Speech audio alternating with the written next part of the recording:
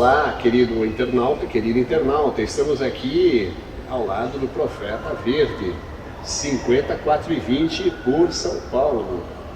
Então esse programa vai ser uma pergunta por dia.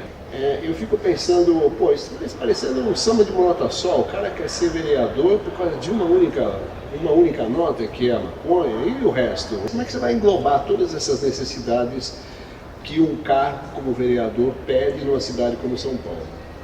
Bem, salve, salve, internautas, galera que está acompanhando a gente aí. Essa pergunta é bem comum de ser feita para mim, né?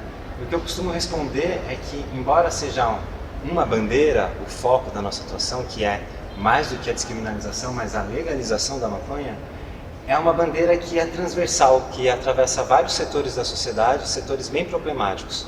Só para a gente citar alguns aqui de exemplo, que são propostas que a gente carrega aqui na nossa candidatura. Segurança pública. Não tem como não pensar em segurança pública e não pensar na questão das drogas, na guerra às drogas. Hoje a guerra às drogas prende 1/4 dos nossos presos no país e tem aumentado cada vez mais. Com as mulheres, quase 70% das mulheres presas são mulheres presas na guerra às drogas. Então a legalização das drogas, e aí não basta só a maconha, mas a legalização de todas as drogas, é um tema que vai impactar muito na segurança pública. Vai se economizar recursos, recursos financeiros, né, com gastos com armas, e recursos humanos, que são os policiais que estão indo para a guerra e estão sendo mortos. E vão parar de prender jovens, geralmente negros da periferia, pobres, nessa guerra às drogas. E vão parar de matar esses jovens também nesses confrontos policiais. Segurança pública. Saúde. A maconha é uma planta medicinal. Hoje muitos usuários não podem fazer o uso dessa planta medicinal por causa da proibição. São muitas doenças que a maconha serve. Milhares de pacientes que às vezes nos procuram na Associação Canábica, me procura também pela minha militância na Marcha da Maconha, perguntando como é que eu faço para obter esse remédio. Eu falo, poxa, enquanto for proibido no Brasil, você não vai poder tomar esse remédio, vai ter que tomar os outros remédios da indústria farmacêutica, que eu sei que dão muito mais efeitos colaterais e que às vezes não funcionam tão bem como a maconha. Um terceiro tema que eu costumo falar, que é muito importante, é a questão da educação e da cultura. Hoje a gente não pode falar de drogas com os nossos jovens, né, na família, na escola, porque é um tabu. Se você falar de droga, você, um jovem de 16, 17 anos, vai conversar com seus pais e falar, eu estou usando maconha, gostei, o que eu faço? Expulso. Esse o risco, corre o risco de ser expulso de casa. Embora se ele falar assim, eu bebi uma cerveja com os amigos no bar, o pai vai falar, não, que maravilha, que bom, você está virando adulto.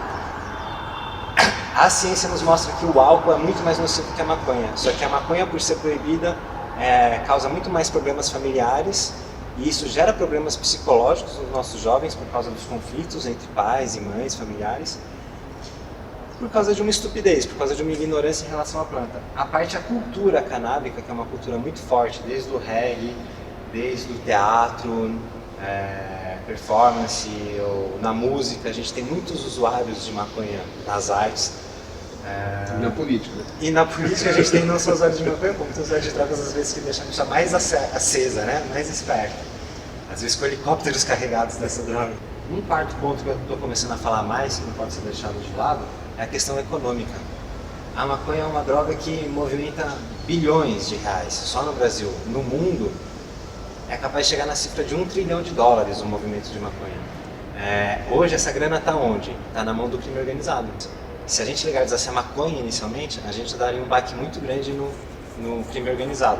Não só no crime organizado dos traficantes, né, mas também outros que a gente esquece de falar, que é da corrupção policial e política, muita corrupção policial, porque os grandes traficantes pagam para os policiais para fazer o seu movimento, os policiais não são bobos, eles sabem que existem, mas recebem grana por isso.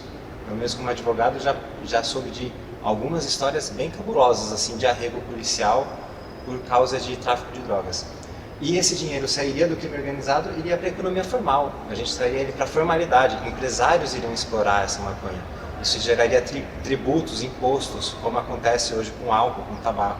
Para você ter ideia, o cara mais rico no Brasil hoje é o dono da Ambev. Ele vende uma droga, vende o álcool. O terceiro mais rico também é dono da Ambev. E o quarto também. Ou seja, dá tanto dinheiro à droga que virou quase que um monopólio aqui no Brasil, né? E acho que até eles mesmos têm interesse de não legalizar a maconha assim, porque competiriam. No mundo também, né? No mundo inteiro. Muito bom, então essa foi a primeira pergunta de hoje. No próximo amanhã você vai poder encontrar aqui mais uma pergunta que provavelmente vai ser que tudo que é em excesso faz mal. Então nós vamos conversar isso também, mas assim, maconha que pode ficar fumando todo dia, ficar doidão, como é que é a proposta de você se relacionar com drogas, realmente se relaciona com qualquer coisa que é alimento, porque todo alimento é e não é uma droga, dentro da quantidade que você vai consumir. A relação não está, não apenas na qualidade, mas na quantidade. Essa é a proposta para nosso próximo dia de amanhã. Vamos lá, gente, vamos amanhã ligar aí o seu YouTube, assista aí a gente, um abraço, tchau.